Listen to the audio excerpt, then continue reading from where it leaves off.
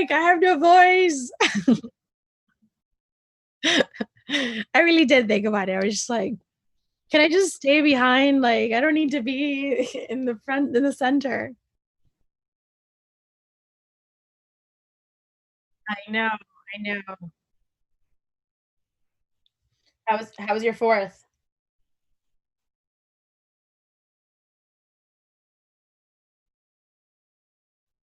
Oh, really? I bought fire. I have like little nieces, so I bought like the little sparklers, but I found them fine.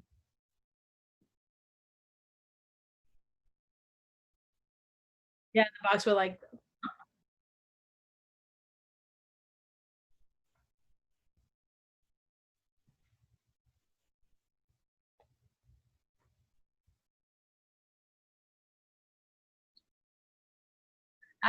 so we actually went to Bonita Springs. We rented a house for the weekend. And the house was like a private beachfront. So we were lucky enough that we didn't have anyone around us. And like really just kind of like bummed out for the weekend. And then houses nearby had fireworks. So we were able to see them there. It was nice.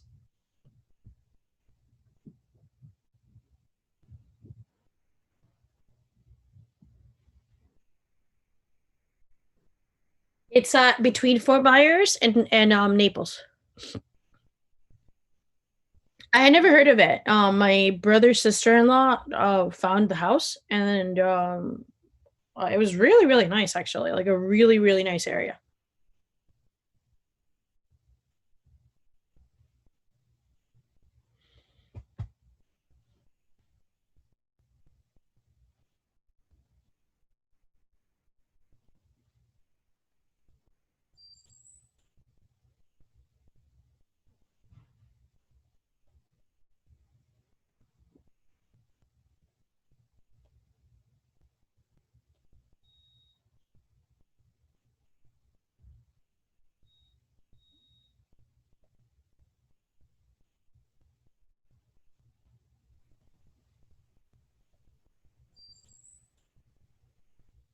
Okay, let me know if you need anything.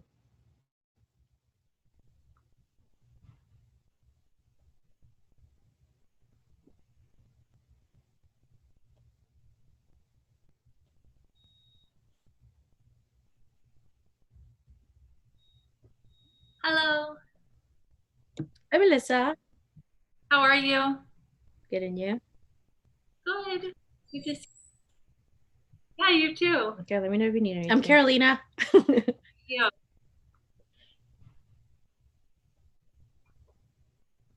We haven't. I just wrote to her on Instagram. Yeah, I was, yeah. Hello. Were Hi, we there at the Melissa. same time? I How don't are think so. you? Okay. Getting you. Good. You just, yeah, you too. Okay, let me know if you need anything. I'm Carolina. Yeah.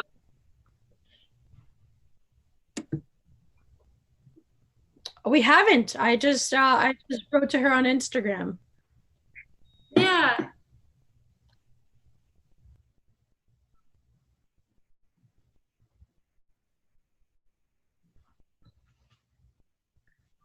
Did you make sure that the audio was working? Because last time we had issues.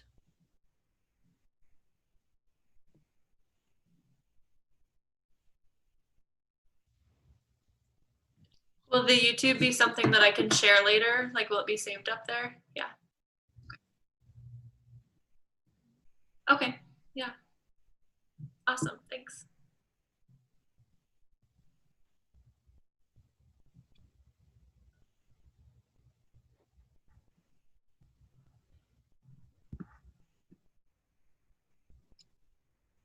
Good. Pretty low key. We just hung out here. We could see we're kind of overlooking like Coral Gables, so we could see a lot of people shooting off fireworks from their backyard, which was fun to watch. Um, but yeah, how about you guys?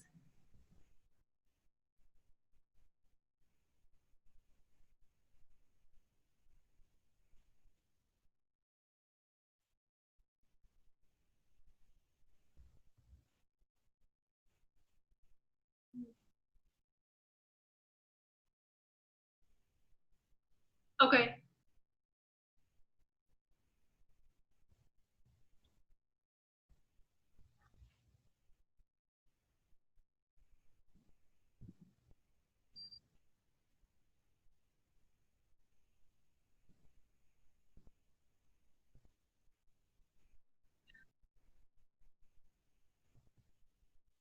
Hmm.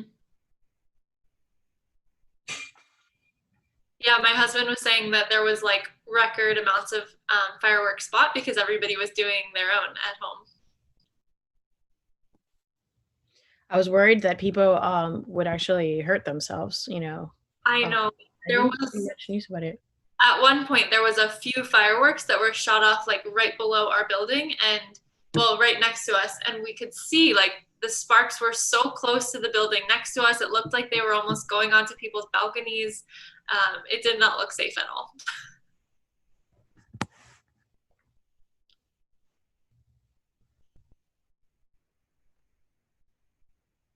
Yeah.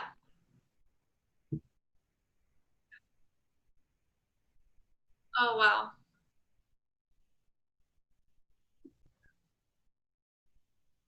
Yeah.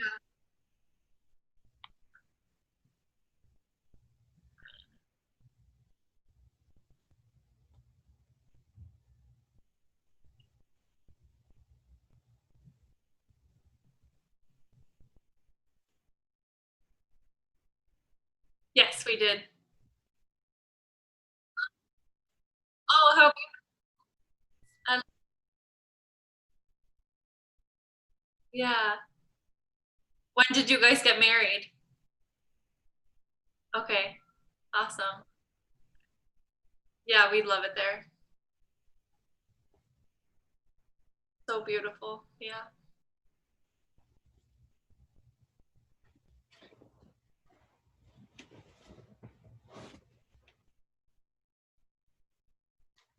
Um, there wasn't very much of a marriage course, um, but he walked us through gathering paperwork and things like that. And we did Transformed in Love, that marriage preparation program, which was beautiful. I love that. And then we had a few other priest friends come to celebrate the wedding mass also. And so we did Fully Engaged was like another program through St. Louis because, or no, through St. Hugh because we had Father Luis from St. Hugh coming to our wedding to help celebrate.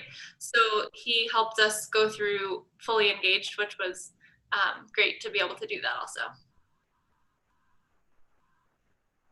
Oh, okay.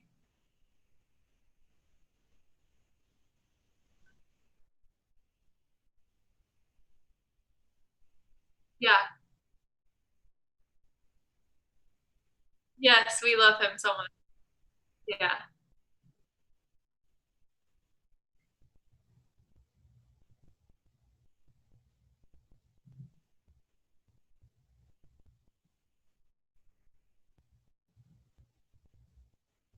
I'm seeing a lot of new names and faces that I haven't seen here before. Helen, Bridget, welcome.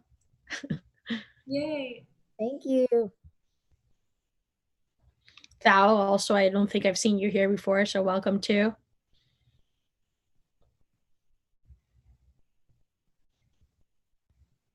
Welcome, everyone.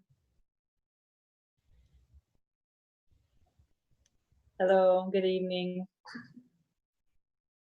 How many of there are you guys that like organize CYP?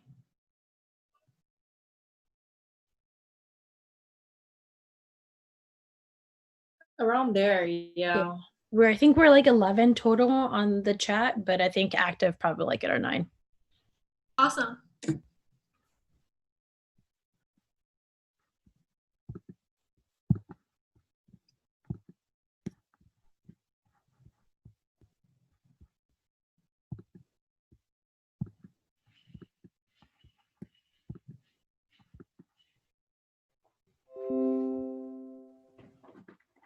Hello, everyone. Hello. Hi, Melissa. Thank you for doing this for us. Nice to meet you. Of course. Nice to meet you too. Thanks for being here. Hey, by any chance, I have a friend who could not join today, but she's in class, and she really wanted to watch the conversation. Is there any way that I can record this? Would you be okay with that so that I can show it to her? I would, but I think they're having it on YouTube, and it'll be up if you would just want to share that afterwards. Oh, perfect. All right, sounds good. Just to make your life easier. Yes, thank you.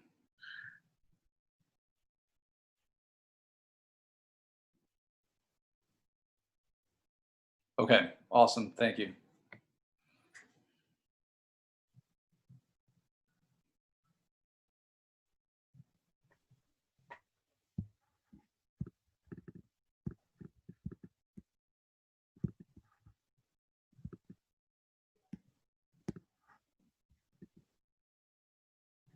I just want to say hi, Eric. This is Viviana. I don't have my camera on because I just finished a workout and I look all kinds of crazy. But just wanted to say hi because it's been a minute. Hope you're safe and healthy. I know, good, busy, but good. And hi, Melissa. Excited for tonight. So sorry, I'm like the headless huntman or whatever. But I just finished an indoor workout and I look insane. But I'm the coordinator of youth ministry for the Archdiocese. So I just want to say hi. But for being here, and yeah, I think a lot of people have their cameras turned off, so that's okay. Yeah.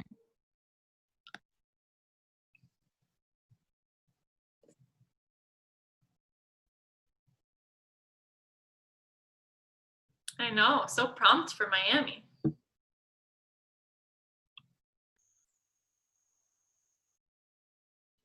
Yeah. Yep. Mm-hmm. No, I know. I actually put my bike on an indoor trainer and I've been training with Zwift. It's like a virtual riding app. I'm riding indoors and everything. It's completely changed everything. Or I actually never stepped foot in a gym, even the short time they were open, just trying to stay as safe as possible. So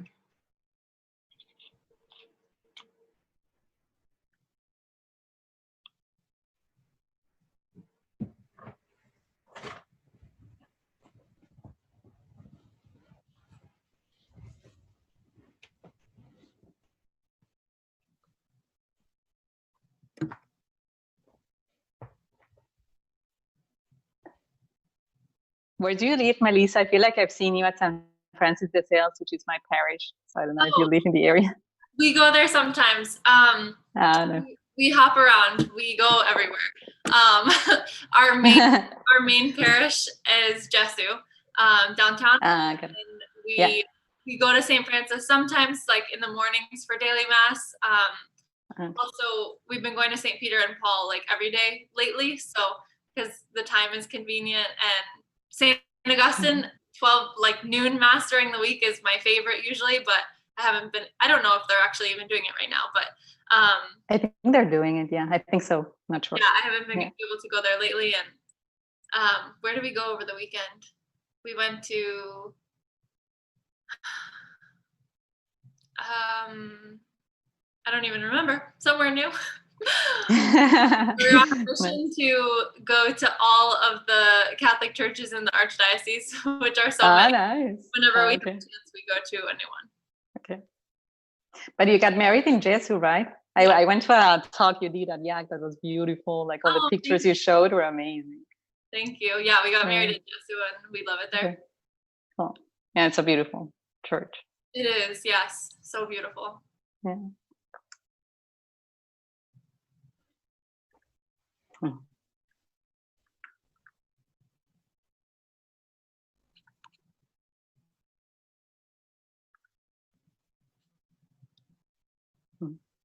And I'm going to call out my husband for being so supportive and watching there from the other. It's true. So I saw him and I was just like, I'm literally on Instagram to make sure that it was him before I called it out. To be like, and her supportive husband is here. Hi, everyone. Are you guys in different rooms of the house? Yeah, he didn't want to distract me, so he's in the That's awesome. I see that we have new faces that we haven't had before, or people who've logged in. So Hector, welcome. Moni, welcome. Danny, welcome.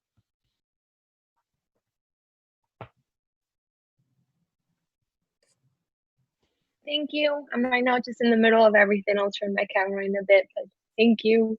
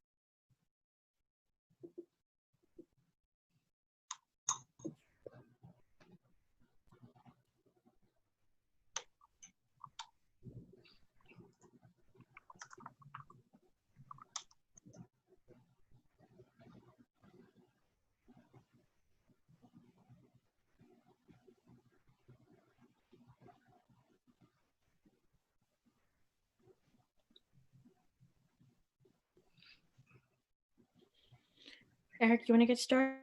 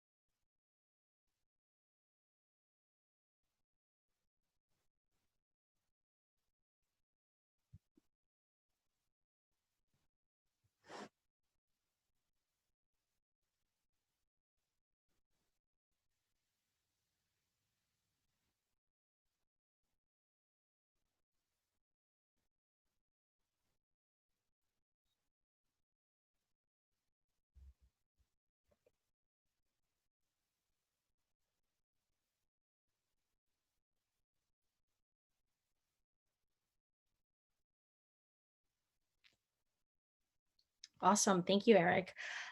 Before we start, I also want to introduce Juliana. Juliana will be monitoring questions. So if you guys have any questions, feel free to write them down in the chat, and Juliana will, at any point in time, intersect and ask the question so that the questions get answered. So let's get started. The first thing I want to do, I want to start off with a prayer, and then I'll tell you guys a little bit about Melissa. So, in the name of the Father, the Son, and the Holy Spirit, amen. Lord, thank you for this day. Thank you for the privilege of gathering us here together to be able to learn, to be able to grow closer to you. We ask you to open our hearts and guide Melissa's words to positively touch us, challenge us, and help us continue to grow in our faith, in our lives, and in our profession. We say, Hail Mary, full of grace, the Lord is with thee. Blessed art thou amongst women, blessed is the fruit of thy womb, Jesus. Oh,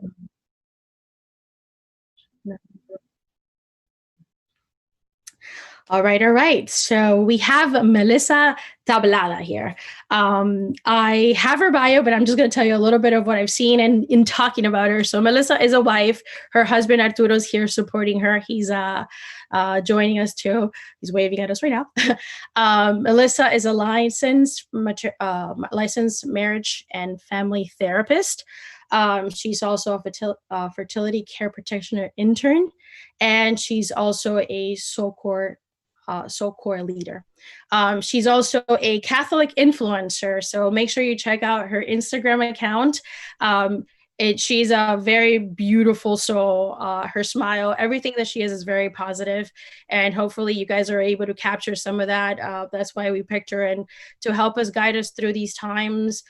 We have a lot of health, mental issues going on, and a lot of questions with uncertainty with the future. And hopefully Melissa can, empower us to be able to take some exercise and be better. So Melissa, I'm handing it over to you, and welcome. Thank you. Thank you for the invitation to speak here tonight. I'm super happy and excited to be here with you guys and talk a little bit about my work and what that looks like as a Catholic marriage therapist and therapist in general, and some of the other things that I do, and share some mental health tips during this time especially. Mental health has been a struggle over the past few months and this year. There's been a lot of chaos happening, and so it's super important that we are aware of how to take care of our mental health and what steps we can take. And so I'll share some of that, some self-care tips, and some of my favorite resources, books, things like that. And yeah, I think Jules just wrote it in the chat, but please feel free to ask any questions in the chat along the way, and then they'll just call them out to me and interrupt, and it's totally cool. So I would love to have a conversation. If you guys have questions, please ask them and I will answer to the best of my ability. So I'm just going to share a little bit first about like how I got to where I am in work and what that looks like. So as Carolina said, I'm a licensed marriage and family therapist. I got my license in December of 2019. And so I've been working for about 3 years as a marriage and family therapist. And I opened my private practice this year in 2020. And it's been super beautiful to see the way that God is moving through that. And so I do marriage and family therapy, which is a bit of a deceiving name. So I just want to clarify, because a lot of people think that I only work with married couples, and that's not true at all. It's just the degree that I studied, and it's the worldview, the way that I look at therapy and individuals and the issues that we go through. So most of my clients are individuals, and the way that I approach them and the things that they're going through is from a systemic point of view. So for example, like we don't live in a bubble. My issues, the things that I struggle with, didn't just appear because I created them out of nowhere. I grew up in a family. I'm now part of my own family. I went to school, I went to work, I'm part of communities. And so all of these different systems that are at play in my life influence me and play a role in the things that I struggle with and the issues that I go through and experience. So that's like a bit about what it means to be a marriage and family therapist. It means that we approach everything from a systemic point of view. And so that's a huge gift. The other two things that I do is I teach the Creighton model of natural family planning. So that'll be like some other day talking about that, because that's something else. And then I teach, I lead SoulCore classes, which I will get into SoulCore a little bit towards the end as something that I do for my own mental health, because it's such a gift. So I want to share that with you guys if you're not familiar with SoulCore already. So God really directed me in getting to where I am in my career and what I do with work. The only thing I planned, which was still very God-led, was becoming a therapist. I didn't plan to become an NFP practitioner. I didn't plan to become a SoulCore leader. Those are things that God made very clear that he wanted me to pursue. He opened the doors, and I tried to be faithful in saying yes to what he was asking me to do. But becoming a therapist was something in college. I loved psychology, so I studied psychology. And then I studied abroad, and there was a couples counseling class. So I took that and fell in love with that. And the idea that our society is based on the family and our society is only going to be as healthy as the family is, and our families are only going to be as healthy as the couple is, as the married couple is. So I loved that, and I loved the idea of being able to support married couples, therefore support families, therefore support the whole society in becoming healthier. And while I do love working with couples, I have found that what I love the most is working with young adults, particularly young adult women, is just where I feel that I'm able to be most supportive. But I do have a special place in my heart for couples also, and families. But God directed all of that. I had no idea what I was doing. I just prayed about it and asked him to guide my steps, and he led me in the direction where he wanted me to go. And so that's been great. And thinking about like the connection between spirituality and my professional life, for me, when I was 18, after my freshman year of college, I had a conversion of heart. So my family's Catholic because we're Italian. So most Italians are Catholic. But I didn't grow up thinking about God regularly. I didn't have a relationship with Jesus. I didn't really know anything about the church or my faith. And when I was 18, I had an encounter with Jesus, and I had a conversion, and that radically transformed the way that I was living and everything about my life. And so from then on, I attempted to make God the center of my life and to ask him to direct my path. And we are, like, I didn't really understand this concept at the time, but we're spiritual people. So it's not possible to separate spiritual from professional life. So either we're in tune with it or we're not. But if we're in tune with it, spirituality is intertwined with our professional life because it's who we are. It's not possible to separate that. So practically, what it has looked like with integrating the two, my first job out of grad school was in a Catholic school, working with the kids there. And I learned quickly my gifts with therapy were not with children, and I love working with adults a lot more. But being in a Catholic school was a gift at the time. I found a Catholic supervisor through my intern years so that I could make sure that as I was learning to become a therapist, I also learned, because I went to secular universities, learned how to integrate faith with my therapy practice, made sure that the way that I was guiding my clients was in line with what I believed in. If they were if their goals were not aligned with something that I believed in, how to negotiate those kind of things. And so it was really helpful for me to have a Catholic supervisor. I found a Catholic mentor who has been such a gift, is still a close friend of mine. I was with her today. And I have always, like, from the very first client that I got in 2016, from seeing my first client, and praying, going out to the waiting room to see, like, who is this client? And I pray to God that it's somebody that God wants me to see and that I can support in a way that he wants me to. So always praying that, like, God will bring me the clients that he wants me to see, that I'm best equipped to serve and support, and that he'll work through me in their healing has been a gift. So I always pray before clients, before seeing them, that he's in that he's in everything. He's directing everything that I do with work. And so from, like, integrating my personal experiences with faith, I know that God is in everything. And I love having the opportunity to work with, especially faith-based clients, because they're coming in wanting to utilize their faith, wanting to grow in their spiritual life, wanting to utilize prayer for their healing and wholeness, which is, like, the journey that we're going on through therapy. So it's such a gift when I have clients coming in, especially when they're saying, like, I'm Catholic, this is important to me, I was looking for a Catholic therapist. Then it opens the door for such deeper and such more beautiful work that's a possibility to incorporate the spirituality of our humanity, which is so important to acknowledge and utilize, because it's a huge gift. So a few of the ways that I bring faith into my work is totally dependent on the client. So sometimes I have clients who are Jewish, I have clients who are atheists, totally fine. We can still do therapy beautifully, and it can still be very helpful for them. I love working with Catholic clients and Christian clients that are maybe not Catholic, but it's all dependent on what the client wants. So I have some people who want to pray, want to really integrate like as much of their faith as they can with therapy. So we'll pray in session together. I pray for my clients all the time, whether we're in session or not, and just allow God to lead that. But yeah, we'll pray in session.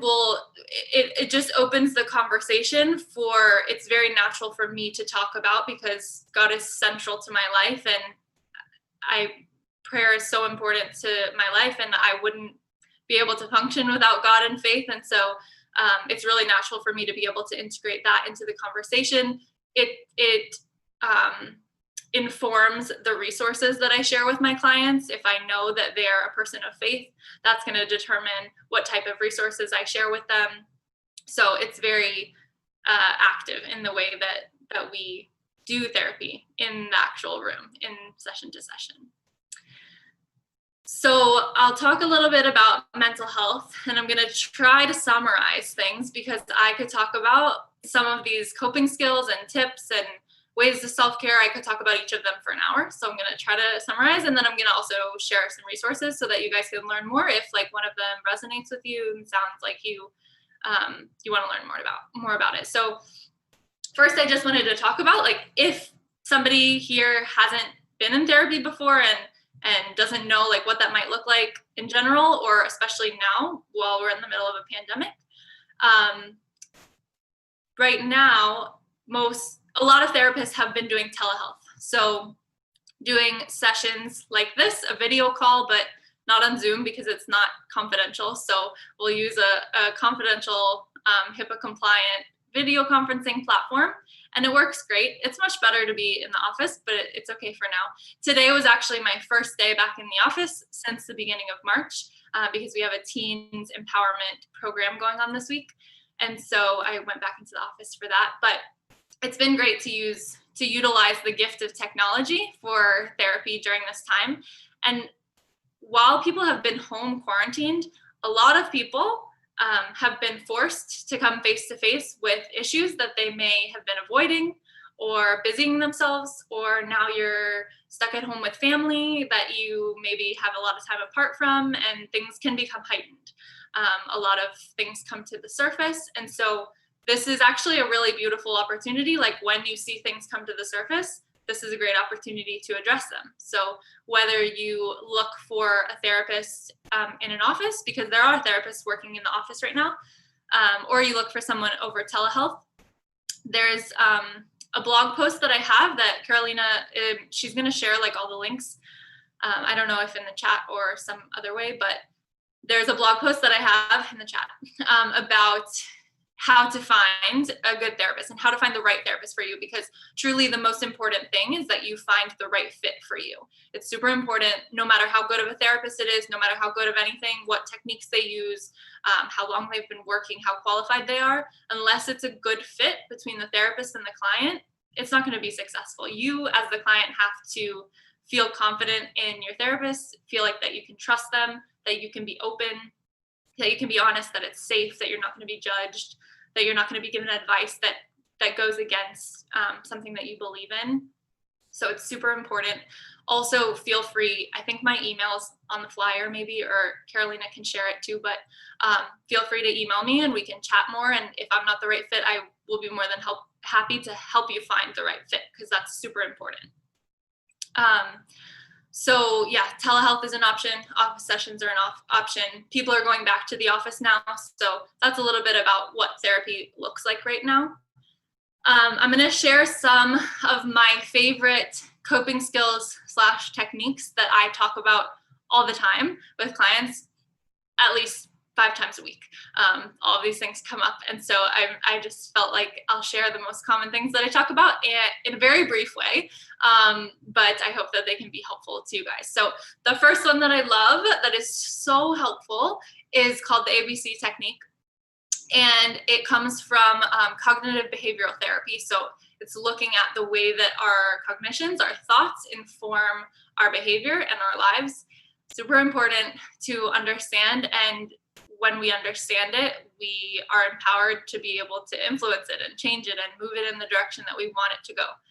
So ABC stands for action, belief, consequence. So they go in order. And so what happens is, this is for any uncomfortable reactions that you have. If you notice that you have a really strong reaction to what seems like not a very strong situation, so like somebody says something and then you melt down, or somebody that you love makes a comment or does something small, and then you see your reaction is like through the roof and it doesn't make sense to you even, or to other people around you, what happened there. And a lot of times that's what happens. Like our consequences, our reactions, our feelings happen so quickly that we don't understand what happened. And so there's a whole video that I have on this technique specifically. So Carolina can share that video for anybody who wants to watch that for more. But basically the idea is that something happens, the action. What we notice is our consequence, is our feelings, our reactions. That's what we notice, that's what we see. And we often will say like, she did that and it made me angry. He did that and it made me sad. This person did this thing and I felt hurt by it. And so, but what we're not realizing is the belief that's in the middle. And the belief is like, what do I believe about that action or the situation or whatever happened? What do I believe about that? Because that is what is informing the consequence, my reaction. I'm not responding to the situation. I'm responding to my belief about the situation. So it's super helpful to slow down, to think about my reactions. If I'm angry, if I'm sad, if I'm hurt, if I'm feeling like I'm worthless, if I'm beating myself up about something, if I feel like everybody hates me, if whatever is going on, that I'm struggling with something and having an uncomfortable reaction to something, if I could slow down and ask myself, what happened that I'm reacting to? And then what do I believe about that? Then we can start to challenge those beliefs and see if they're actually true, because often they're not. And we tend to just believe those beliefs, or we believe those thoughts without challenging them and really investigating, are they true? Are they worth believing? And so we want to do that. We want to become aware of what the belief is and then challenge it and see, is there evidence to support this belief that I have? And is there evidence to support a different belief? That's something else. So for example, I have this book next to me because I'm going to share some book resources. And if I walked by the table and I knocked the book off the table and it fell on the ground, and then I immediately start beating myself up, oh my gosh, I'm so clumsy, I can't do anything right, I always mess everything up, I'm such a mess, and I go off and I start putting myself down, that's super common. These little things happen and we have a narrative because it's an automatic thought record that happens. And if I can slow down and say, what just happened? I just knocked a book off the table. No big deal. But what do I believe about that? I believe that I don't do anything right. And so I end up feeling sad and anxious. And if I challenge that, like, is it true that I don't do anything right? Like, I've never done anything right in my whole life. I doubt it. Like, that's probably a lie. It might be mixed with truth. Like maybe I don't do some things right, but that's very different than I don't do anything right. And so understanding what that belief is, challenging it, can be really helpful in unwinding some of those automatic thoughts that lead to anxiety, depression, and other things that really can cause harm. So that's ABC in a very, very short summary. And there's a video in case you guys want to learn more about it. But it's super helpful anytime you're feeling down, if you're feeling anxious, if you're feeling angry, if you're feeling anything that's uncomfortable, you want to challenge it because it may be based on a belief that's a lie. And so you just want to, it's always very helpful to be an investigator in your own life and to be very curious. So we don't need to be judgmental of our thoughts that aren't serving us, but just be very curious. Like, go on a mission to figure out what is happening and what is going on and understand that so that you can work on creating healthier habits that actually serve you and are rooted in truth. So another thing that comes up very often is if you imagine a triangle, and this probably has a more fancy name, but I call it the triangle of feelings, actions, and thoughts. And so if you imagine a triangle, feelings, it doesn't matter which one's on top, but feelings are at one corner, actions are on another corner, and thoughts are on another corner. They're all interconnected. So they're all connected to one another. They all influence one another. If I'm struggling with one of them, let's say I feel bad, or I'm having thoughts that are concerning to me, or I'm acting or behaving in a way that I don't like, I can change any of the three and it will automatically change all of them. So if I'm struggling with one part of it, but I don't know how to change that, or I'm struggling with how to change that, I can change one of the other ones and it will influence all of them. For example, often if someone is struggling with depression, what does that look like? Think about, like, just for yourselves, visualize. If you think somebody struggling with depression, what do you imagine them to look like? Do you imagine them getting all done up and standing tall and proud and speaking with confidence? Probably not. You probably think about somebody speaking in a low tone of voice, maybe like hunched over, or maybe laying in bed. There's physical attributions that we think of when we think of somebody who is experiencing depression, and it influences that. So if I lay in bed in a dark room, curled up in a ball, and I am feeling really sad, that body position, what I'm physically doing, my action, is encouraging that feeling. So there are things that I can do. Sorry. There are things that I can do. Oh my gosh, I'm so sorry. Things keep popping up. Why is this happening? Okay. There are things that I can do that can influence how I feel. So I may be struggling with the feelings that I'm experiencing, but I can change the actions that I'm taking part in. So I can choose. What's really beautiful, and this like fits in perfectly with that, is that there's research that shows going for a 10-minute brisk walk, so like fast-paced walk outside per day, does for our mind pretty much the equivalent of taking an antidepressant. So if we get outside, we get our body moving. So like the physical, which I'll talk more about when we get to like self-care and taking care of ourselves, but physically moving our bodies, getting outside, does so much for us, moving. So if I'm feeling sad and I think like, well, naturally, I just want to go curl up in bed and turn the lights off and listen to sad music, that's going to encourage how I'm feeling. And maybe I don't feel like I can just change my mood all of a sudden, which we can influence our mood like directly, but I can get outside and I can go for a walk, and I can say, I feel sad and I'm going to go for a walk. And that walk is going to influence how I feel. It's just how the brain works.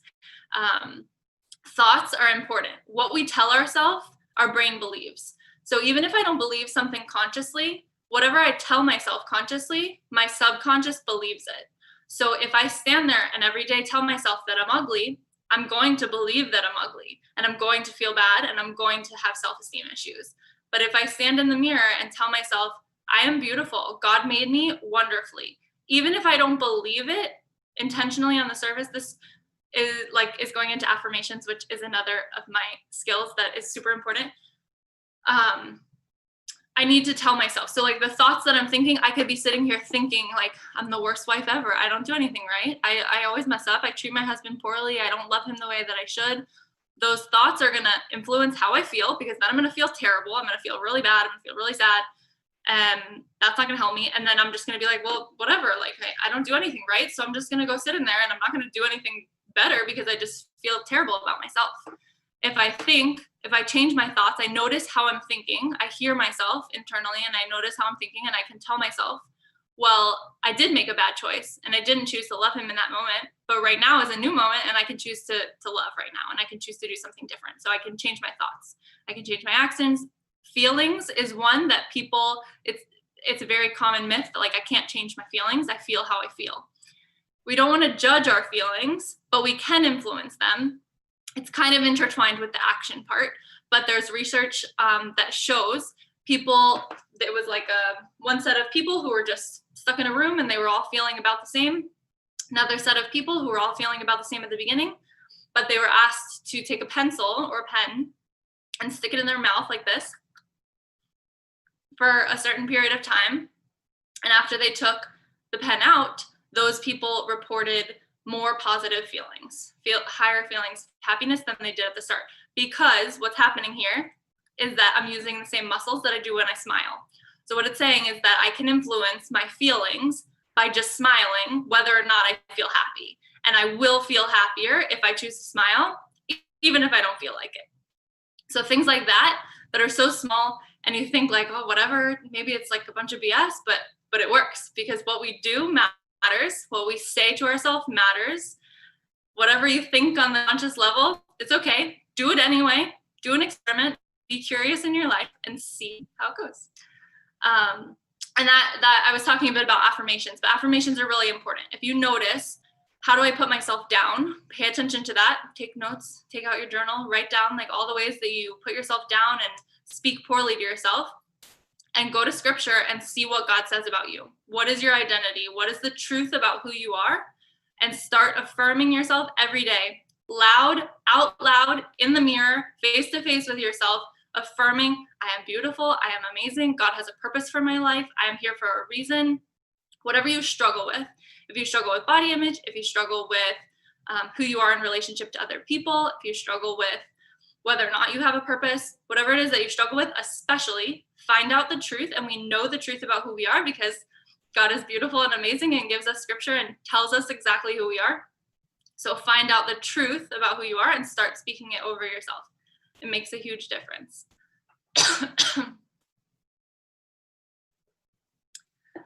So that's ABC, the triangle of feelings, actions, and thoughts, affirmations. Last coping skill I wanted to talk about is mindfulness. So mindfulness can sometimes get like misrepresented, or sometimes people assume that it's like Eastern or like associated with Buddhism or Hinduism or religions like of that nature.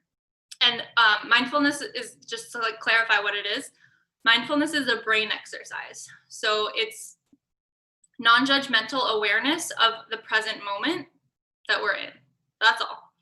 So it's being able to be mindful of this actual moment, which most of the time, unless we're actively practicing mindfulness, we are not present in the moment that we're living in. We're thinking about the future. We're thinking about the past. We're thinking about our to-do list. We're thinking about what we have to do next. We're thinking about the grocery store. We're thinking about something else. We're thinking about coronavirus. I don't know. We're thinking about all kinds of things. We're not actually present in this moment, the one that I'm physically living in right in front of me. And so if we can tune in, so something that's really helpful is being grounded in our senses. So you think about your 5 senses. You have taste, touch, smell, hearing. Taste, touch, smell, hearing, Sight. Sight. Thank you. I can see. Okay.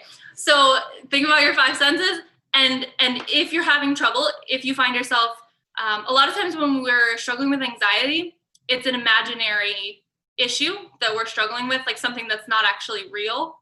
Because what happens is then we're trying to solve a fantasy problem, and we can't solve it because it's not real. And so if we ground ourselves in the reality of like, this is my actual reality, this is what I'm experiencing, what do I feel right now?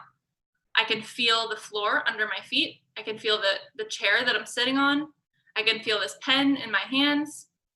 I can feel the texture of my hair. What do I feel? What do I see? I see you guys here. I see the lights flickering of other apartments across the way. I see these apples on the counter. Like, what am I looking at? What am I hearing? I hear some noise upstairs. So just tuning in, because grounding ourselves in our senses is super helpful. It helps us to become fully aware of what's happening around us. What do I feel even inside my body? And sometimes there's not that much going on around us. And so focusing on our breath is really helpful. That's why a lot of meditation and mindfulness exercises have to do with the breath, because it's always with you and it's moving, and it's much easier to tune into something that's moving than something that's like a white wall. That's not going to keep my attention very long. So if I think about my breath, I can close my eyes. I can feel like the temperature of the air coming in through my nose, coming out through my mouth. I can feel what it feels like as my lungs expand and contract. I can feel the clothes shift on my body as I breathe in and out, I can tune into that and I can focus on that. So tuning into our senses is super helpful in becoming mindful of the present moment. Also, we were having dinner earlier tonight, and my husband said something. I don't know, he was distracted thinking about something. And I said, like, just close your eyes and think about, we were eating Brussels sprouts. Close your eyes and think about the Brussels sprout that you're eating and what does it taste like and what are the sensations, because that grounds you in the present moment. And it's super helpful. Someone saying this is like centering prayer. I think it is. I think it's similar to that. Depending on, I'm not super familiar with centering prayer, but it probably is similar. So mindfulness is super helpful. I have a blog post that Carolina can share about mindfulness, and there's audio exercises. My favorite resource for mindfulness is the Mindful Catholic, or Catholic Mindfulness. It's by a psychologist called Dr. Gregory Botero, and he has a book and an online course and free audio exercises. So I have all those things linked in that blog post because I use them all the time and they're super helpful. So even if you just download the free audio exercises, they're amazing and they will be life-changing for living in the present moment. So I highly recommend that. Melissa, I'm going to stop you for 1 second. Yes. I think since we're talking about, being present, affirmations, shifting your state of mind and your physical, I think it would be nice if we, and again, I'm running with this, just came up with it as we're going. It'll be nice if people can participate and share an affirmation. Let's change the mood a little bit. Somebody, guys, unmute yourselves and share an affirmation, something positive about yourself. So feel free, whoever wants to go first, to share your affirmation with us. Not everyone at once. Okay, I'll go. I'm a beautiful creation of God. Love it. God loves me besides my faults. I don't know if that makes sense, but I tried there. Yeah. God loves you because of your flaws. He works through you because of your flaws.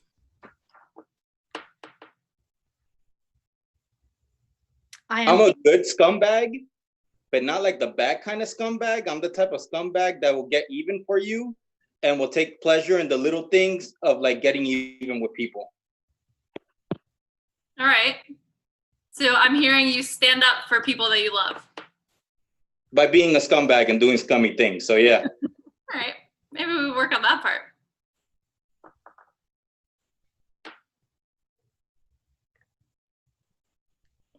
I am imperfectly perfect.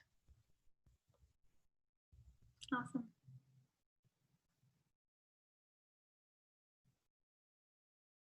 Perfect. Great. I am well organized. Okay, Joseph. Yes. I am kept safe by our guardian angels. Yeah. I am strong and resilient. Love it.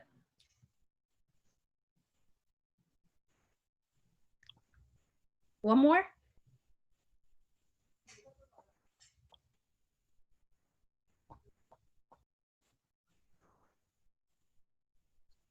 How about you, Carolina?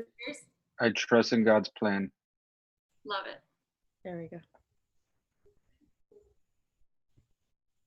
Okay, Melissa, sorry for interrupting and the little curveball. Just wanted to, add some positivity. Yes, thank you so much. I love that. That's so good. Mic is all yours. I'm going back to mute. Okay. Feel free to jump in anytime. Okay, so I want to share some tips for self-care and maintaining our mental health, even though those coping skills are that also, but these are just maybe more specifically self-care. So when we think about self-care, first we have to make sure the basics are covered, and usually they're not. So usually tuning into like, am I getting the proper nutrition? Am I eating my meals? Am I eating healthy meals that are fueling my body well? Am I drinking enough water? Am I sleeping enough? Am I sleeping restfully? And am I exercising and moving my body in a way that brings me life and feels good? So looking at those first and seeing where we need to address those, because those are self-care and those are necessary for our lives and for our well-being and for our mental health. Those all highly influence our mental health. So we have to make sure we're taking care of our physical needs too, because they significantly impact our mental health. Routines are really good for us and really helpful for especially the areas that we want to succeed in. So for example, prayer, having some kind of, even if it's loose, some kind of prayer routine that I know when I'm going to be praying, and I know how I'm going to be praying, so that I can make sure that I prioritize it, because that influences our mental health.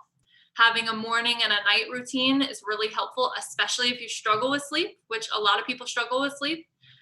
If you struggle with sleep, I highly recommend having a morning and a night routine, something at night that you're able to wind down, that you're able to turn off all screens, technology, electronics, things like that, because those keep your mind awake. So if you watch TV at night and struggle falling asleep, that would be something to look at. Any other things, like something that you can set up where I do these 3 things before bed, and so your body starts learning, when I do these 3 things, this means I'm winding down, this means I'm getting ready for bed. And when I wake up, I do these 3 things, and it helps my body to know, okay, it's time to wake up, it's time to get ready for the day. So creating the routines that are going to be helpful to you, that serve you, that make sure that you get what you need. If we struggle, especially now, there's been a lot of information overload, whether it's about the virus, whether it's about social justice issues, whether it's about politics, something happening in our church, whatever it's about, there's a lot of, and that can significantly impact our mental health. So if you notice that you're on social media all day, or you're watching the news a lot every morning and every night, or you get constant notifications on your phone of alerts, updates, things like that, be aware of how much that's coming in, your information intake, and be aware of if that's influencing your mental health. So again, just curiosity, something to be aware of, something to investigate in your own life. Is this self? And if so, create boundaries for yourself. So most people have iPhones. If you don't even, you can probably download an app for it, but the iPhone has built into it downtime, has app limits, so you can turn off those things, at least for periods of time during the day. Or if it's watching the news or watching, you can turn that off. Watch it a little bit so you're informed, but maybe not as much as you might be. So just being aware of information intake is really helpful for self-care.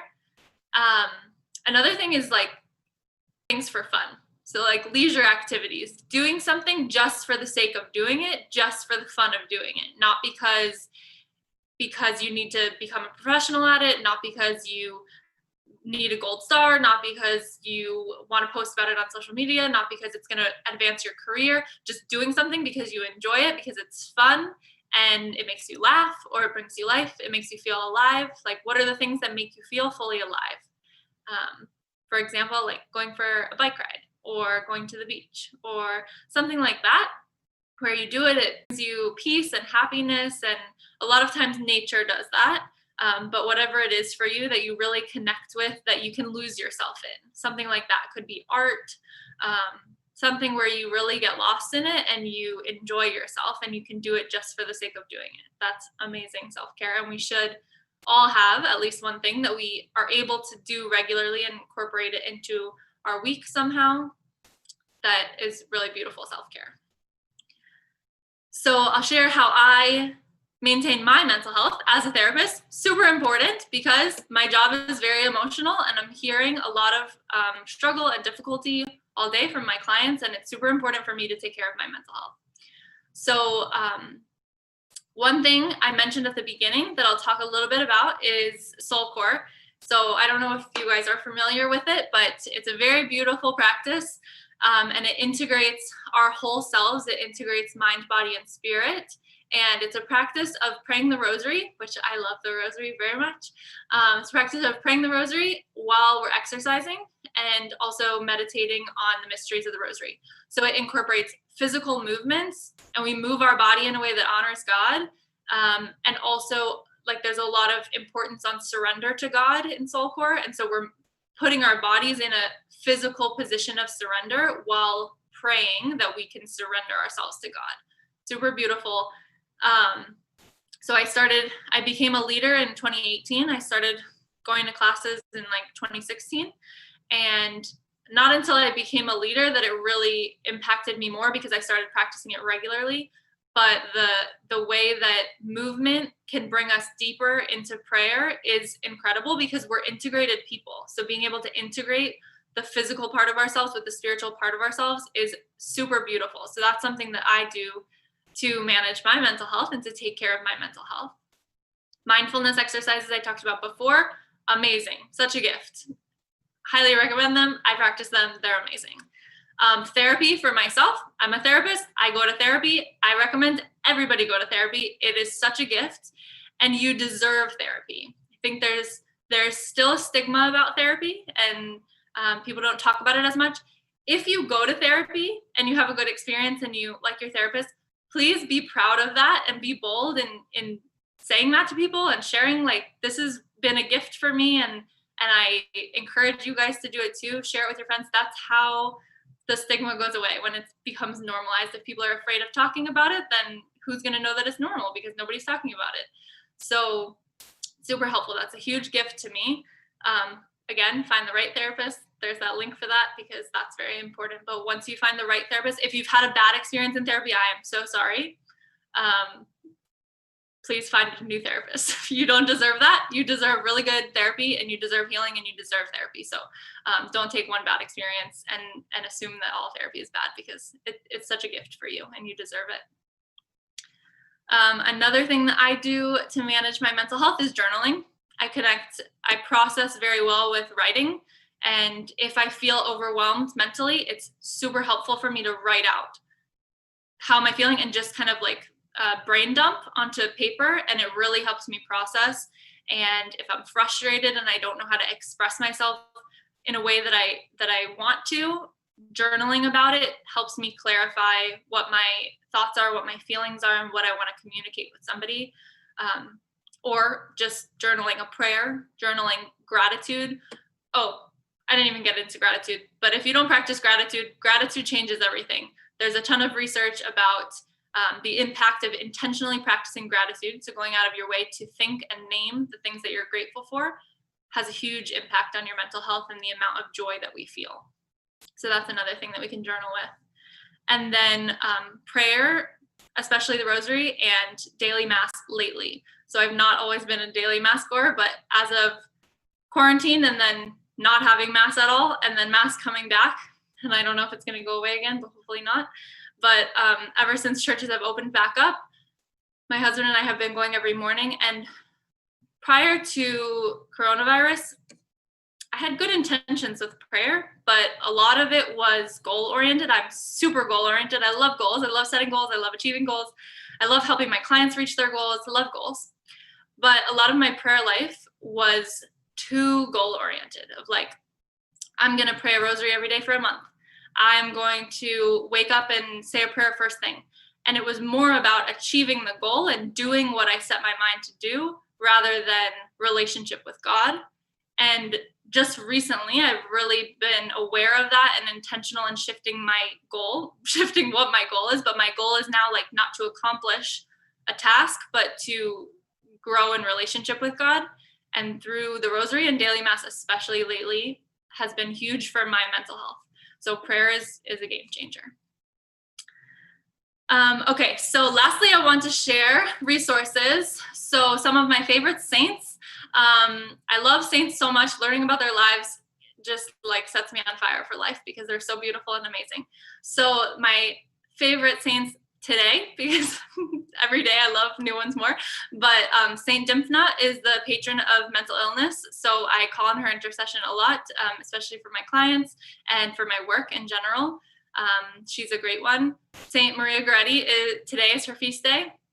I actually don't know, hadn't heard that much about her previously, but this morning hearing about her life and how virtuous and courageous she was, and she died as a teenager. I entrusted my teens empowerment program this week to her, and so I love her, especially for teenagers. Mother Mary is just like the ultimate, you know, intercessor and beautiful person and saint to look to for intercession and support, especially when we're grieving or suffering and going through sorrow. She incredible. Like the 7 sorrows of Mary, I'm just starting to learn about, but they're amazing and beautiful. The 7 sorrows of Mary rosary is amazing. That's the rosary, and the 7 sorrows of Mary rosary are 2 of my favorite prayers so much. Blessed Pier Giorgio, I love him so much. He's the patron of young adults, among other things. Super adventurous, super awesome, super on fire, such a servant. And he passed away of a physical illness. He contracted polio. And so like anyone suffering with a physical illness, and then Maximilian Kolbe, who I love so much. And for him, like I especially think of any circumstance. He died in a concentration camp. And so like any circumstance that we're going through, any suffering, he was giving of himself up until the last moment of his life. And he was praying through it all, like praying and giving ourselves to God through every moment of our lives. Another favorite prayer of mine is the Jesus prayer. And for married couples, praying the verses from Tobit that talk about like the gift of marriage. My husband and I pray that every night, and I love that. And then lastly, I'll share, I grabbed a few of my favorite books that I recommend, and Carolina has a link that is to like my Amazon favorites, and a lot of my favorite books, not all of them, but a lot of them are linked there, so they're just like easy access if one of these stands out. So this one is The Mindful Catholic. That's the mindfulness book that I talked about. This is amazing for anybody. Literally anything you're going through, it's super helpful and great. This book, and that's Dr. Gregory Botero who wrote that. This book is called Unworried. It's by Dr. Gregory Popcak, and it's particularly about anxiety. He's a Catholic psychologist also. This book is called Be Healed. It's by Bob Schutz. He does the healing ministry out of the JP2 Healing Center in Tallahassee. Super good, great book for like any healing that we need, which is for everybody. Who Told You That You Were Naked by John Jacob Raub.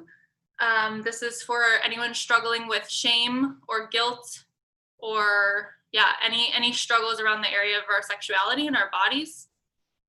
The Porn Myth. This is by Matt Fradd, and it's a psychological look at pornography and the effects of pornography on the brain and how that affects us psychologically. Mending the Soul. I know I'm going through these quick, but there's a link to Amazon, so just wanted to run through them. This is by Stephen Tracy, Mending the Soul. This is for anyone who has experienced abuse of any kind. Super beautiful book for healing from abuse. Boundaries. Everybody needs boundaries. Everybody struggles with boundaries. I recommend this book almost daily. And so if you struggle with boundaries in any way, highly recommend Boundaries, Dr. Henry Cloud and Dr. John Townsend. Last one, Love and Respect by Dr. Emerson Eggerichs for couples. Any couple, highly recommend, very good. So those are all the resources I wanted to share. That is the end of what I had in mind to share. If anyone has any last questions, I would be happy to answer them. Otherwise, thank you for having me. Thank you, Melissa. So we actually have a question right on the chat. So Juan Cespedes, you want to ask your question out loud? Yeah, thanks, Melissa. That was awesome. That was so good. I'm looking forward to hitting up some of those books you just referred us to. So I agree with you. I love what you said about how we've stigmatized therapy a little bit, and that therapy can be for anyone. I can attest to that myself. It's just so helpful. We're relational creatures by nature. Yeah. We're constantly in relationship, not just in marriage, but in so many other ways. And so it's just helpful to grow in that way. We're constantly growing as humans, and it's nice to have someone else to help us do that. Yeah. But my question was more specifically for a person who persons who feel called to marriage, and they're dating or courting, etc. How do you feel about pre-marriage counseling, if we want to call it that? At what point do two people, can they discern that maybe marriage counseling would be helpful? Like, what are some things they can think about that would be indicators that now is a good time to maybe do pre-marriage counseling, and how can it be helpful? I've never done anything like that, but I just wonder how it actually can help a couple who's not married yet, but considering. Right. So like before engagement, before marriage, counseling for the couple. Yep. Yeah, super helpful. I work with a couple right now who is not engaged yet, but they're Catholic and they're dating intentionally towards marriage. So they know that they want to be married, but they just haven't gotten engaged yet for various reasons. Super helpful for them because they recognize the issues. Hopefully we're aware enough to recognize that we all have issues and we bring that into our relationships. And so it's super helpful because what they're looking at is like, where do I fall short? Where do I hurt the person that I'm dating right now? And in what ways do we need to heal? Do we need to improve our communication? That's huge. Do we get triggered by certain things that the other person does? We all have triggers. The word trigger is a bit overused generally in society, but we do all have triggers. And so there might be certain things that we do that trigger each other and we don't understand where they're coming from. So the relationship might bring that to light.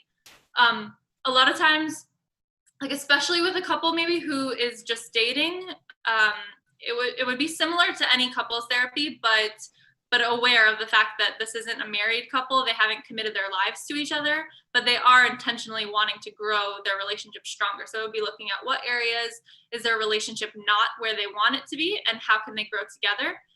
But then within that couples work, I and many therapists will see each person individually to work on their individual issues that they're bringing into the relationship. So I'll see them together. We'll talk about things. How are things going? What do we need to work on? We'll do sessions together, but we'll also do sessions individually. And that will be with the purpose of the couple in mind, but also healing for the individuals. So everybody's different, depends on what they're struggling with, depends on what they're going through. But but when everybody, I don't think that I can give like, this is when they should, but if a couple knows that they're intentionally dating towards marriage, they feel called to marry one another, they want to work on their relationship, they see that there's room to grow and they want to be active in it, that's a good time. Do you think discernment is something that would be more appropriate to a spiritual director or that a counselor could also help with, like knowing if this person is specifically someone that you're compatible with or that sort of thing? I think the two of those work so good together. It's such a gift if somebody can have a therapist and a spiritual director. That's a huge blessing. Yeah. So both, I think a spiritual director can be really helpful if someone's discerning whether or not they're called to marry someone. And a therapist can also be helpful. A therapist will not be so direct as in like, you should not marry this person, but they will try to help the couple to discern that together and like, are the things that you're bringing to this relationship right now, is this a healthy next step for you? There may need to be some more prayer. Look at these areas. Are we moving forward? Like in you guys choosing to move forward with marriage, is that going to be what's best for both of you? So questioning it, helping them come to that realization, where a spiritual director might be more direct, like, I don't think that you should get married, or I don't think that you should be in a relationship. So that's a big difference in how the person would approach it. But I think they can both be helpful, because especially the therapist is going to help them see like what's going on, help them try to realize those things themselves and then work on those areas, but it might not be for the couple to be together. Right. That's good. Thanks. Thank you. Yeah, of course. Beautiful. Thank you, Melissa. I think Juani, he was like, that's something. Go ahead. Thank you, Melissa, for coming on. I really enjoyed the part that you spoke a lot about, like emotional intelligence, I guess, and that really connected with me because of my job, and a lot of anger and emotions get into it. Yeah. And even one of I love how you mentioned like, let's do something for pleasure. And one of the things that I enjoy doing and I can no longer do because of coronavirus, yay to another lockdown, is combat sports. And I always found myself finding pleasure and having another man on me trying to beat me to a pulp, and then me trying to do the same. And Lord knows there's been many times where my pride gets in the way and I'd rather get knocked unconscious or like pass out than tap, because I don't want to lose like that.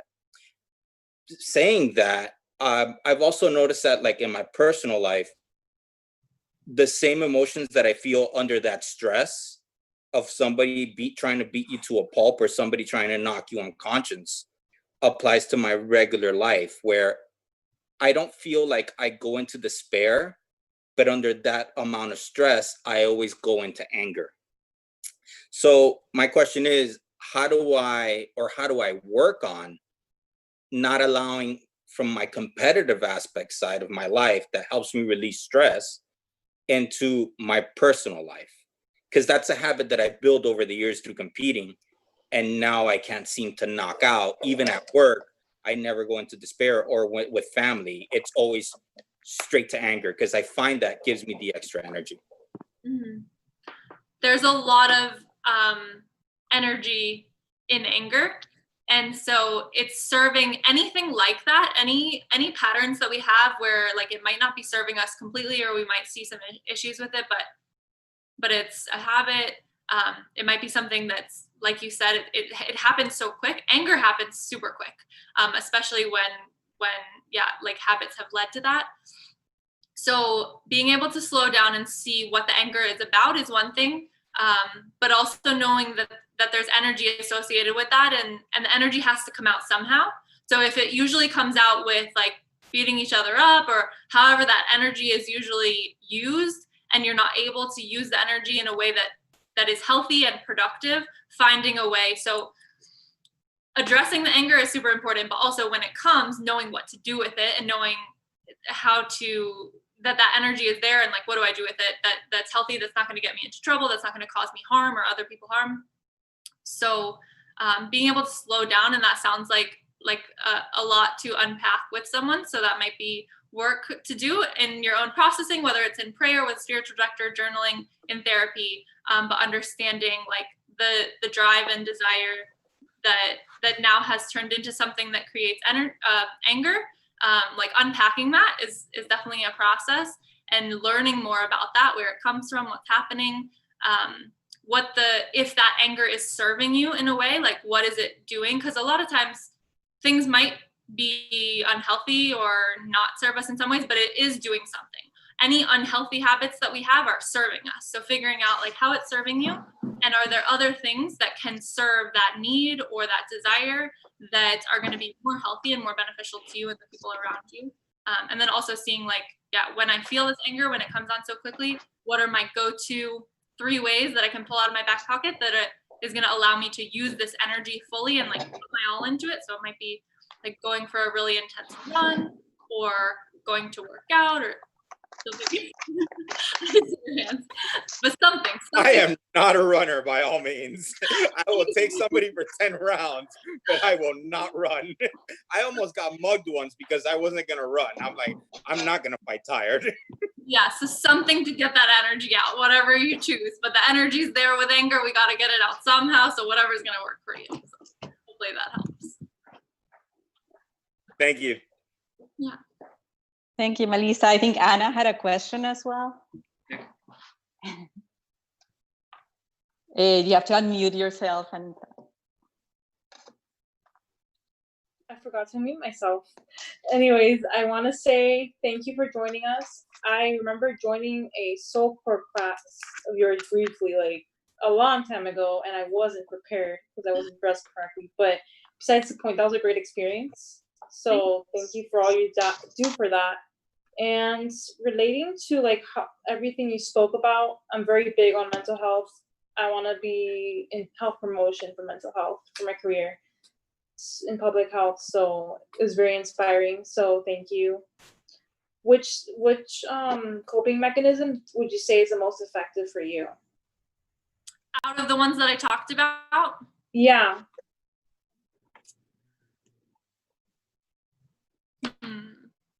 I think, oh my gosh, they're all life-changing. Let me think. Mm-hmm. I think ABC is the most informative. Like it helps me get to the root of things. So mindfulness is going to help instantly lower levels of anxiety. Affirmations is going to help with any lies that are embedded.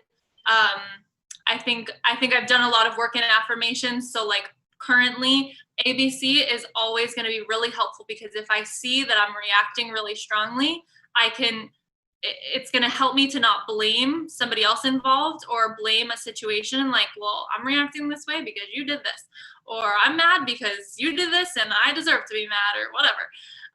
It helps me be self-reflective and like, what is it that I believe? That's what's contributing. I am responsible for my emotions. I'm responsible for my reactions. I'm responsible for how I feel and what I choose to do with those feelings. I can't blame my feelings on other people. When we say he made me feel this way, she made me feel this way, they made me do this, they made me angry, whatever, you give somebody else so much power, way more power than they deserve. They do not have the power over you. You have the power over you. So for me, ABC is very informative of like my process of where my beliefs are, what I believe about other people or about situations, and helps me take responsibility for myself and my reactions and my emotions, and is super, transformative. So that's been probably the most, but they're all so good. I had a feeling you were going to say that, but thank you. Yeah. It's like the root, right? Like you're trying to find out the root. Exactly. Of the situation, correct? Mm-hmm. Okay, and then another one which I found very interesting. I think this is going to be really tricky for you to know. Which saint out of the ones you mentioned, or any other saint, like, do you really like, resonates with the career that you look up to? Yeah. I definitely, I mean, if I had to pick one, I would pick our Blessed Mother, because, come on, who's going to help us lead us to Jesus more than her? So she will always win in my heart. But I love Blessed Pier Giorgio so much.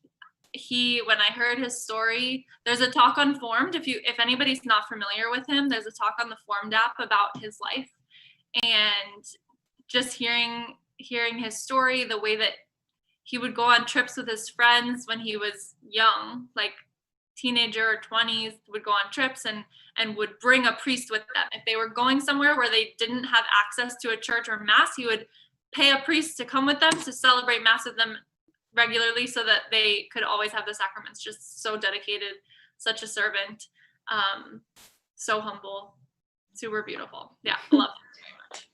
Thank you, Melissa. Yeah.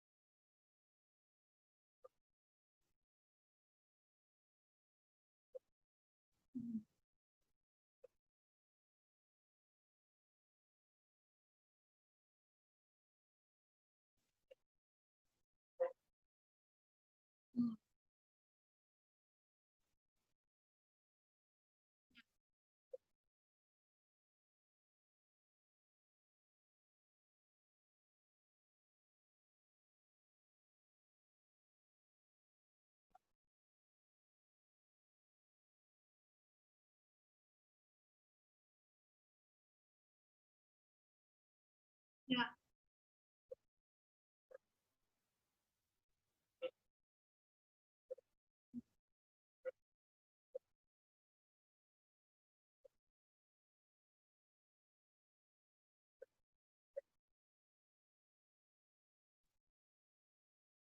Mm-hmm. Yep.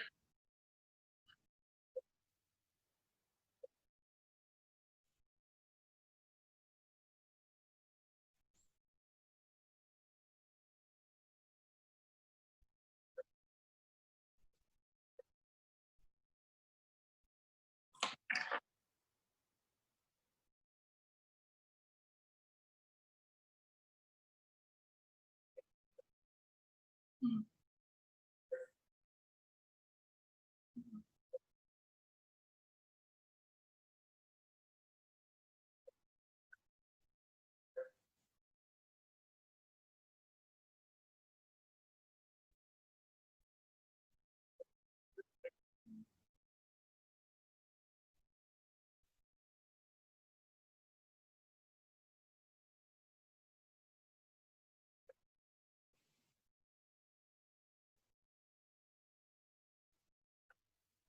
Mhm. Yeah, so it's super real. Everybody's going through this situation, and everybody's struggling with it in different ways and responding to it in different ways. And for some people, it's bringing out their worst fears, and bringing those to life. And so it's good to acknowledge that. Like, as a family member, if you see that, something that you guys can do is just to validate, like, it's scary, it's real, it's happening. But then we don't want to stay in a fearful state permanently. So validating is good and should always come first. And that's often like something very missing from communication and relationships. So validating how people are feeling and acknowledging that they're not crazy for feeling that way, because a lot of people are feeling crazy right now with how they're feeling, the amount of worry that they have, they feel crazy. So just validating for them that they're not crazy.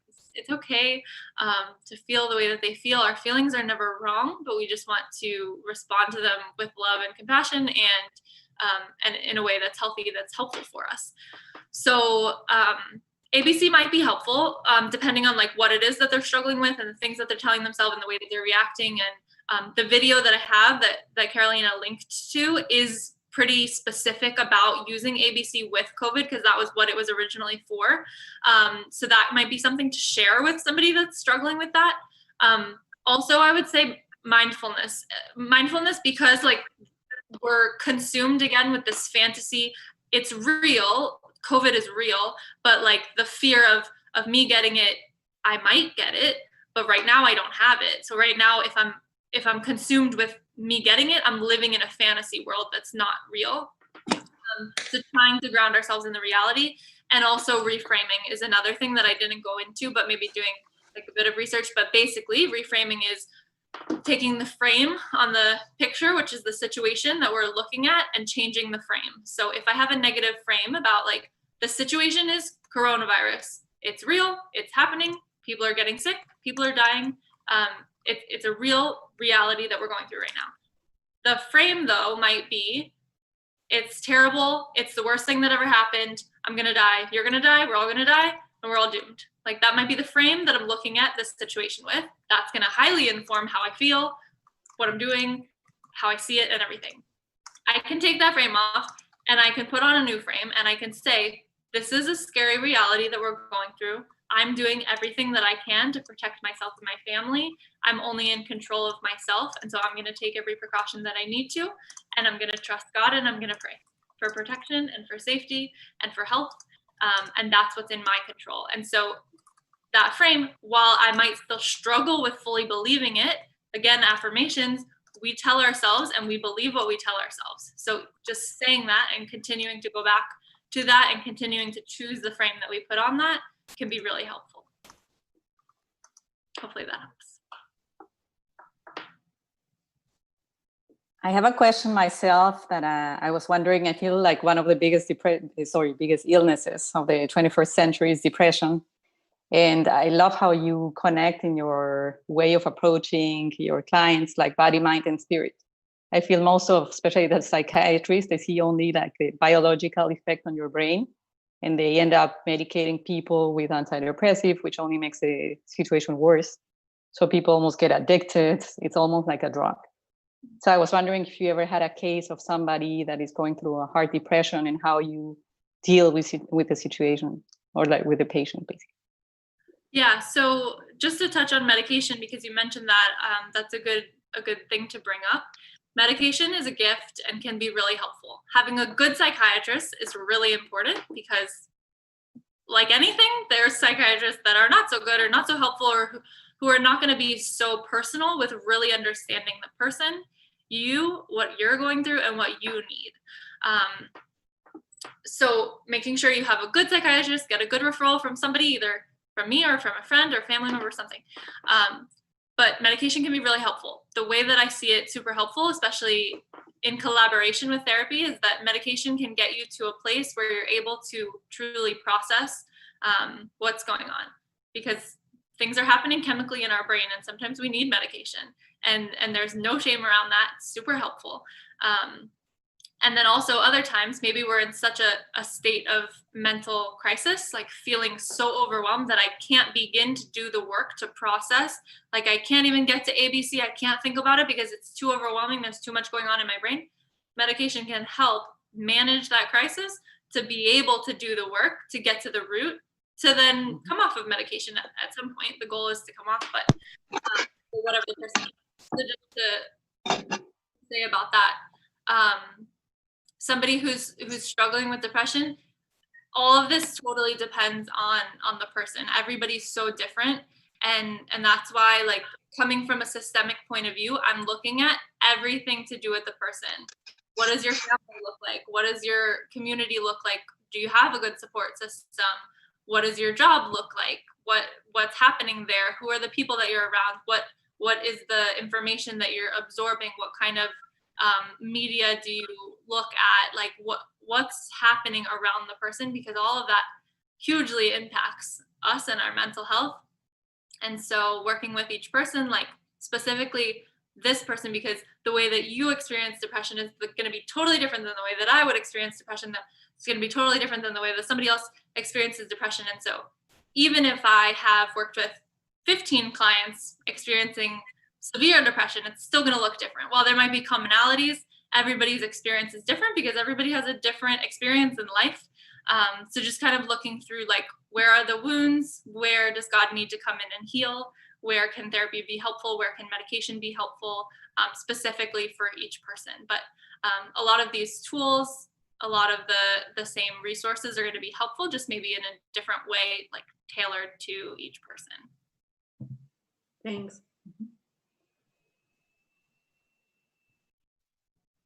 I don't think we have any more questions. Do we, Jill? We have one question from Facebook. So the question is, when I took the GRE, I had to write an essay on depression based on an article due to families and friends being more separated over distance than previous generations. Do you think this effect is really in there, and are there differences compared with previous generations? If so, what are the differences? Was it about people being separated from their family? Is that what the question was? Exactly, yeah. So there is research about that. People thrive in communities. So we need community. We are created for community. God made us that way, and we need it. So it's not that we're doomed if we're not near our family, but we do need community. So whatever that looks like, we need it. There is just like research from history that the community that lives the longest in the world is from a little area in Italy called Sardinia. And among other things like diet and lifestyle, the way that they live in community is a huge contributing factor. They take care of everyone in the community. They make sure that nobody has to worry about anything because everyone's taken care of by each other. And so that's huge. I was recently watching a documentary about Italian Americans because my family is Italian. And when they came over from Italy and were creating these communities in Italy, and these communities, there was no heart attacks or heart disease in these communities because of the community aspect. And over time, over generations, where families started to disperse and spread out, the Italians started getting these diseases and heart issues that Americans had because they were living more like Americans and not in community the way that they were used to. So the same way it impacts our physical health like that, for sure it impacts our mental health. Again, doesn't mean that we can't be in a separate physical location from our family, but making sure we have a strong community that we know who to turn to for support. We know who's going to be there for us. We know who that we're living in community with, that as a married couple, I have other married couples to turn to for support. As a single person, I have single friends. As a parent, I have parent friends, like who are my community that I know are going to be there for me, that I can turn to, that I can rely on. And it's what we're made for. We need it. So that's very important.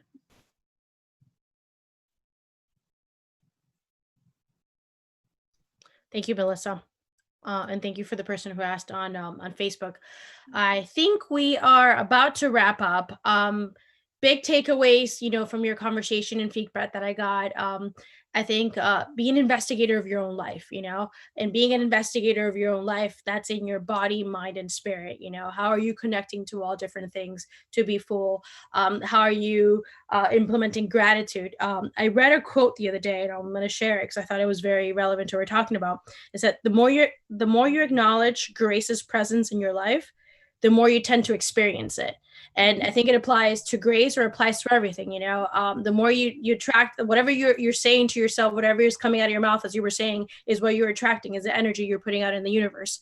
After we talked about affirmations, big affirmation that we can all say, if you can't think of anything of yourself, is God has a purpose for my life, and start there and let them, flourish into other ideas. Praying at work, praying before a meeting, praying for your coworkers. There's a big stigma about praying at work, but you don't necessarily have to pray with others, but you can pray for others on your own, right? And then we talked about, and Eric, you highlighted this, understanding what the individual brings to marriage. I think that I'll take it even a step further. If you're able to investigate your own life and you're able to be good with yourself, then you're also able to be a better person for that marriage, and be more clear to be able to bring something to the marriage. So I think those were like the big takeaways, and I'm highlighting everything you said into a very, very, very, very short summary, so not keep it any longer. I want to thank you. Thank you so much for your time. Thank you so much for joining us tonight. I think it was very, very useful and helpful. I encourage everybody to follow her on Instagram. She has a beautiful account, and she has a lot of insight and a lot of information that we could all use. I also ask everyone to follow us on Instagram. We're growing every time that we have a speaker. We're trying to be relevant to current things that are happening in our community, trying to tackle profession and personal life, trying to talk about, we had a teacher, we've had, now we had a mental health specialist. So what we're trying to do is cater to your needs. And I think that's pretty much it on my end. I don't know if Melissa, you have one last thing to say. Or good? No, we're good. Thank you so much for having me. Eric, announcement?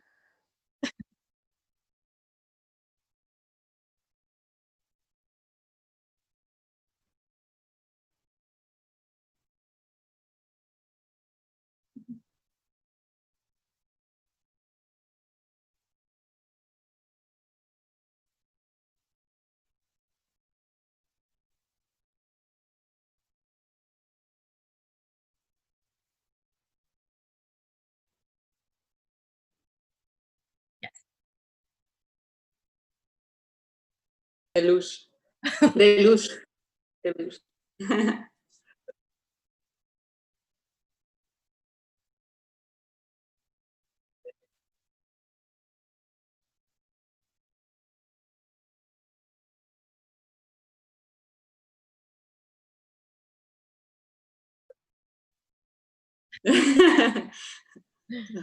No, man, break the law.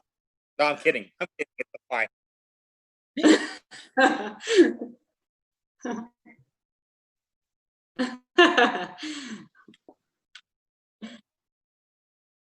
guys. Thanks, everyone. Thanks for God bless.